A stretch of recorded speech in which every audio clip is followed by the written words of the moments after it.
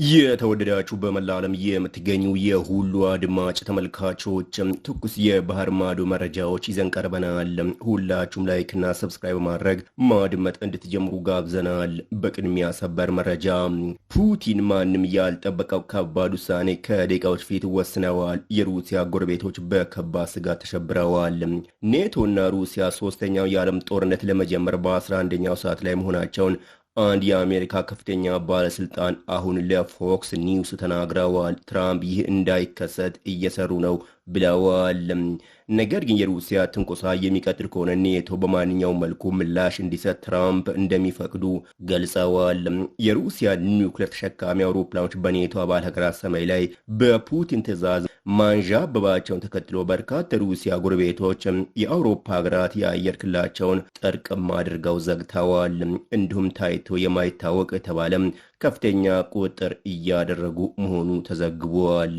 ይህ በእንዲህ እንዳለ ሩሲያ በጦርነቱ እስካሁን ታይቶ የማይታወቅ ከባድ ጥቃት በዩክሬን ዋና ከተማ ላይ ሰንዝራለች።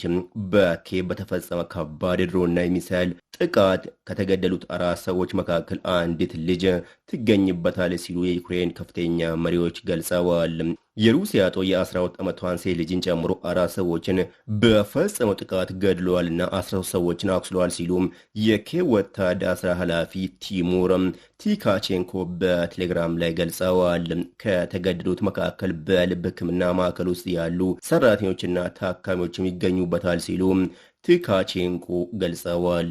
የፖላንድ ዜና ማሰራጫ አርኤምኤፍ 4 የፖላንድ የውጭ ጉዳይ ሚኒስትር ቃል አቀባይ ፓዌል ዎርንስኪን በመጥቀስ እንደዘገበው በከሚገኘው የፖላንድ ኤምባሲ በሩሲያ ጥቃት ጉዳት ደርሶበታል።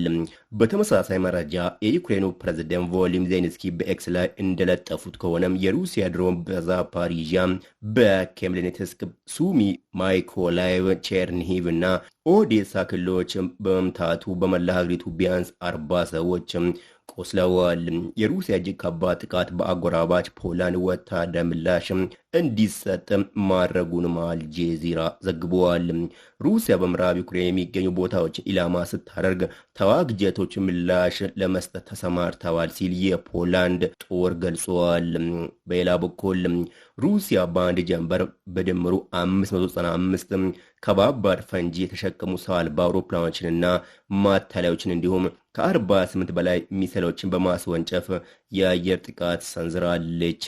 የዩክሬን ኃይሎች 566 ሰው አልባ አውሮፕላኖችንና 45 ሚሳይሎችን ማውደም መቻላቸውንም የዩክሬን የአየር ኃይል እሁድ ዕለት አስታውቀዋል። በተመሳሳይ መረጃ የሩሲያ መከላከያ ሚኒስቴር በሰጠው መግለጫ ላይ ኃይሎቹ በዩክሬን ወታደራዊ ኢንዱስትሪ ኮምፕሌክስ ላይ ከፍተኛ ቴክኖሎጂ ያለ ረዥም ርቀት የአየር ላይና በባህር ላይ የተመሰረቱ የጦር መሳሪያዎችንና ሰው አልባ አውሮፕላኖችን በመጠቀም ጥቃት መሰንዘሩን ገልጸዋል። ይህ በእንዲህ ያለ በሩሲያ ቤልጎር ክልል ኖቮስትሮያቭካ ፔርቫያ መንደር በሰው አልባ አውሮፕላኖች በተፈጸመ ጥቃት አንድ ሲቪል በሆስፒታል ውስጥ ሕይወቱ አልፏል ሲል የሩሲያ ታስ ዜና ወኪል ገዢው ቪያቼስላቭ ግላድኮቭን ጠቅሶ ዘግቧል።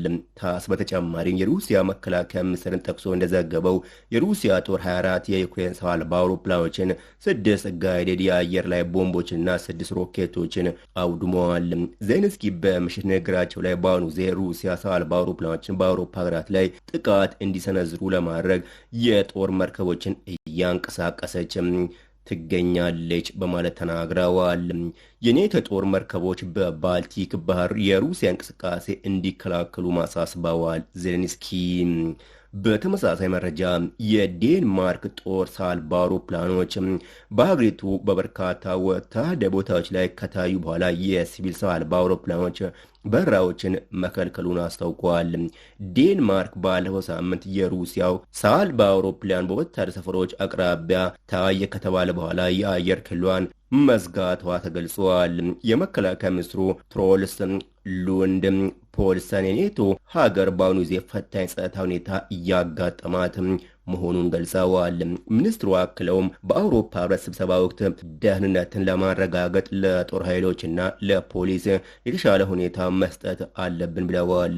የትራንስፖርት ሚኒስትሩ ቶማስ ዳንኤልሰን እንደሚሉት ከሆነ ደግሞ በቅርብ ጊዜ እንዳየነው የውጭ ሀገር ሰው አልባ አውሮፕላኖች ወደ አየር ክልላችን ገብተዋል።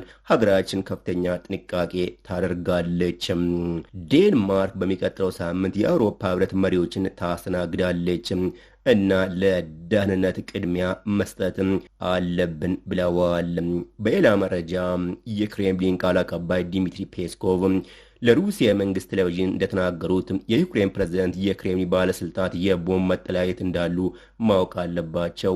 ይህ በእንዲህ እንዳለ ፈረንሳይና ብሪታንያ በቀጣይ አሜሪካና ሩሲያ በሚያደርጉት ውይይት ላይ የኒውክሌር ቅነሳ መካተት አለበት ብለዋል። ለዚህ ምላሽ የሰጡት የክሬምሊን ቃል አቀባይ ዲሚትሪ ፔስኮቭ ስትራቴጂካዊ የኒውክሌር ጦር መሳሪያዎችን ለመቀነስ የሚደረጉ ውይይቶች መጀመሪያ ላይ በሩሲያና በአሜሪካ መካከል ስምምነት መደረግ አለበት፣ ነገር ግን በመጨረሻም የብሪታንያና የፈረንሳይ የኒውክሌር ክምችቶችም የድርድሩ አካል መሆን አለባቸው ብለዋል።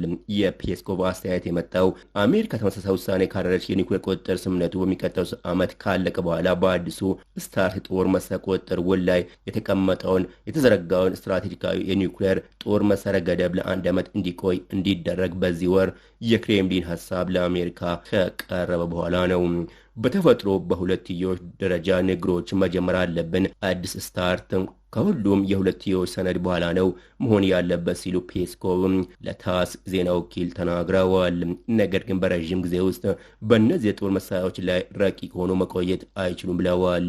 ከሁሉም በላይ እነዚህ የጦር መሳሪያዎች የዓለም አቀፍ የአውሮፓ ደህንነትና የስትራቴጂክ መረጋጋት አጠቃላይ ችግር አካል ናቸው ብለዋል። የዋይት ሀውስ የፕሬስ ሴክሬታሪ ካሮሊን ሌቪት የፑቲን ሀሳብ በጣም ጥሩ ነው ብለዋል። ምላሹ ግን የአሜሪካው ፕሬዝደንት ዶናልድ ትራምፕ ብቻ መሆኑን ገልጸዋል።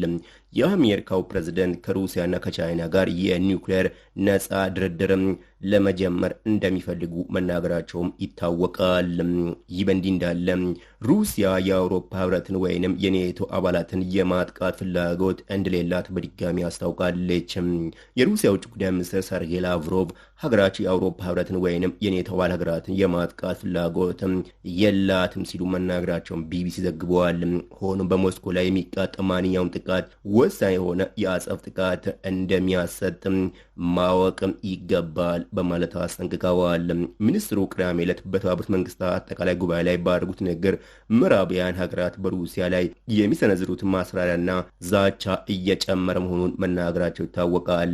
ላቭሮቭ ሩሲያና ቻይና ዓርብ ዕለት በኢራን ላይ ዳግም የጣለው ማዕቀብ እንዲዘገይ ያደረጉት ሙከራ ከከሸፈ ወዲህ ምዕራባውያን የዲፕሎማሲ ጥረትን አስተጓጉለዋል ሲሉም ተችተዋል። የሩሲያ ውጭ ጉዳይ ሚኒስትር እርምጃ ህገወጥ መሆኑን ገልጸዋል። ላቭሮቭ በአውሮፓ ያለውን ውጥረት በተመለከተ ሲናገሩ ሩሲያ ላይ የኃይል እርምጃ ለመውሰድ የሚደረገው ማሳራት የሰሜን ጦር ቃል ኪዳን ድርጅት ኔቶ አባል አገራትና የአውሮፓ ህብረት ጥቃት ለመሰንዘር የሚያሰሙት እቅድና ዛቻ በጣም እየተለመደና እየጨመረ መጥቷል ብለዋል። ሩሲያ እንደነዚህ አይነት ፍላጎት አልነበራትም፣ አይኖራትም። ነገር ግን በሀገሬ ላይ የሚፈጸም ማንኛውም ጥቃት ወሳኝ የሆነ አጸፋም ያሰጣል ብለዋል። ዴንማርክ ሩሲያ ድሮኖች የአየር ክልሌን ጥሰው ገብተዋል ስትል ያቀረበችውን ክስ ሞስኮ ውድቅ እንዳደረገችም ይታወቃል። ዴንማርክ የተፈጠረው ክስተት የባለሙያዎች ተግባር ይመስላል ያለች ቢሆንም የሩሲያ ተሳትፎ ግን ስለመኖሩ ምንም የሚያሳየው ነገር የለም። ይህ በእንዲህ እንዳለ ኔቶ የሩሲያ ድሮኖች የፖላንድ የአየር ክልል ጥሰው መግባታቸውን ተከትሎ ቅኝት እያደረገ ባለበት ወቅት ኢስቶኒያም ሩሲያ የአየር ክልሏን መጣሷን ገልጻ ነበር። የአሜሪካው ፕሬዝዳንት ዶናልድ ትራምፕ የኔቶ አባል ሀገራት የአየር ክልላቸውን ጥሰው የገቡ የሩሲያ አውሮፕላኖችን መትተው መጣል እንዳለባቸውም ገልጸዋል። ኔቶ በኩሉም የሚፈጸምበት ወታደር ጥሰት ለመከት ሁሉንም አስፈላጊውን ወታደርና ወታደር ያልሆኑ መንገዶችን እንደሚጠቀምም በድጋሚ ገልጸዋል። አድማጭ ተመልካቾች የዕለቱ ልዩ መሰማት የነበረበት መረጃ በዚሁ ተጠናቀቀ። ለተጨማሪ መረጃ ላይክና ሰብስክራይብ እንዳይረሳ።